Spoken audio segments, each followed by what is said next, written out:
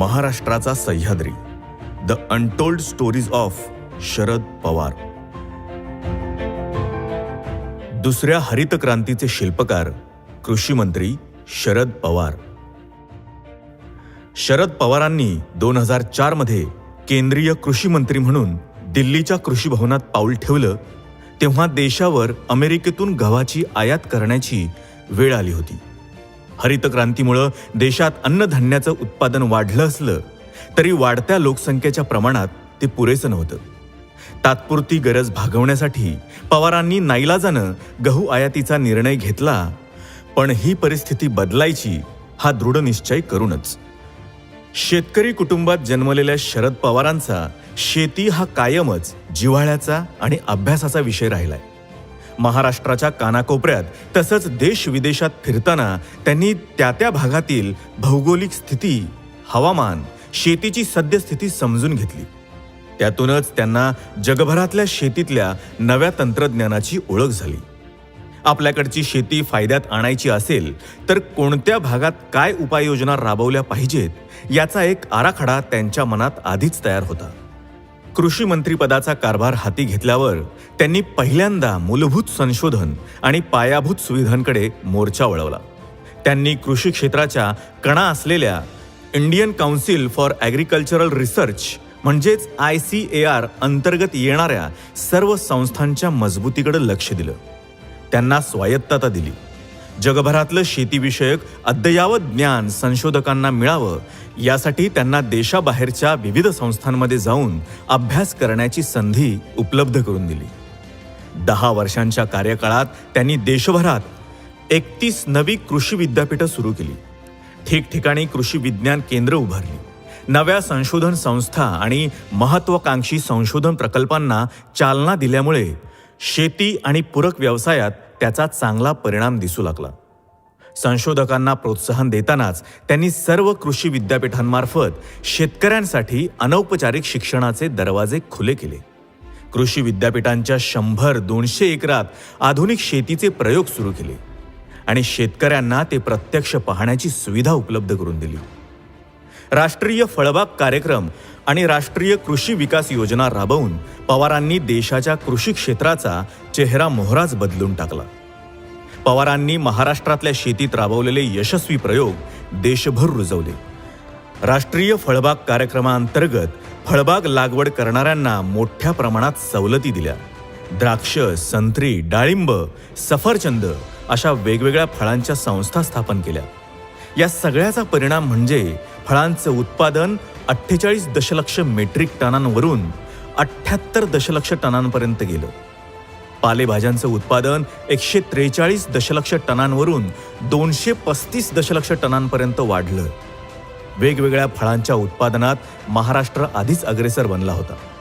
त्यासोबतच उत्तर प्रदेशामध्ये आंब्याचं उत्पादन वाढलं. बिहारची लिली आंतरराष्ट्रीय पातळीवर अव्वल ठरली.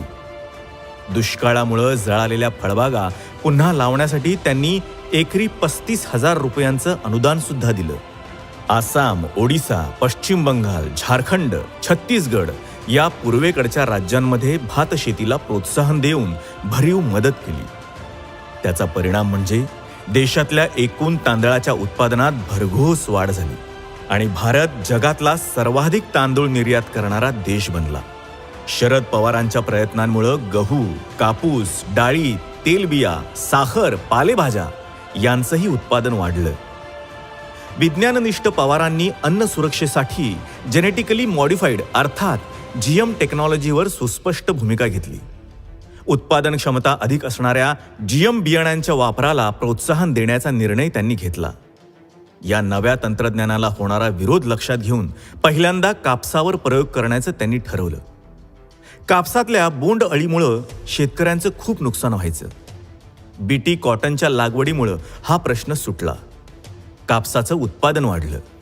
त्यानंतर मोठ्या प्रमाणात BT कॉटनची लागवड सुरू झाली.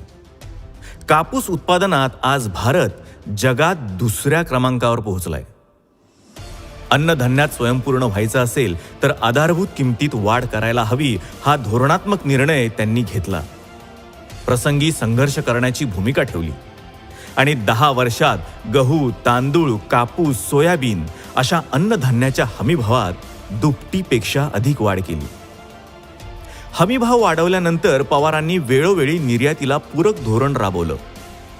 त्याचा परिणाम म्हणजे 2004 ते 2014 या 10 वर्षाच्या काळात शेती आणि शेतीशी संबंधित उत्पादनांची निर्यात 6 पटीनं वाढली. म्हणजेच 7.5 अब्ज डॉलरवरून ती तब्बल 42.84 अब्ज डॉलरवर गेली. शरद पवारांनी शेतकऱ्यांना नाशवंत शेतमालासाठी प्रक्रिया उद्योग सुरू करण्यासाठी तसेच कॉन्ट्रॅक्ट फार्मिंग करण्यासाठी प्रोत्साहन दिलं.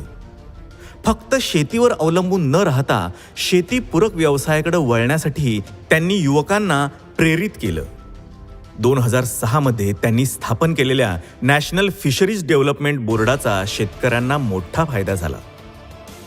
केंद्र सरकारकडून शेतकऱ्यांना कर्जमाफी देण्याचा निर्णय पहिल्यांदा शरद पवार कृषी मंत्री असताना 2008 मध्ये घेतला गेला. कृषी क्षेत्रातल्या संकटांमुळे कर्जबाजारीपणांमुळे पिचलेल्या शेतकऱ्यानं आत्महत्येचं पाऊल उचलायला सुरुवात केली होती. पवारांनी शेतकऱ्यांची अडचण सोडवण्यासाठी कर्जमाफीचा प्रस्ताव ठेवला आणि जवळपास 72,000 कोटी रुपयांचं कर्ज माफ करून शेतकऱ्याला आणि शेतीवर आधारित उद्योगांना नवसंजीवनी दिली. पीक कर्जाचा दर 12% 4% आणण्यासाठी सातत्यानं पाठपुरावा केला. व्याजदर आणखी घटवण्यासाठी राज्यांना प्रोत्साहित केलं. 2012-13 मध्ये दुष्काळ पडल्यावर ठिकठिकाणी जनावरांच्या चारा छावण्या सुरू केल्या. छावण्यांना पशुखाद्य चारा पुरवला. कृषी मंत्री असतानाच्या काळात 2011 पर्यंत ते ग्राहक व्यवहार, अन्न आणि नागरी पुरवठा या खात्याचेही मंत्री होते.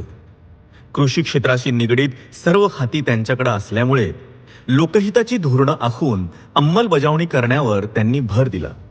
या माध्यमातून सर्वसामान्यांचे जीवनमान तर उंचावलंच, पण त्यासोबतच जगाच्या नकाशावर भारताला एक वेगळी ओळख निर्माण करून दिली.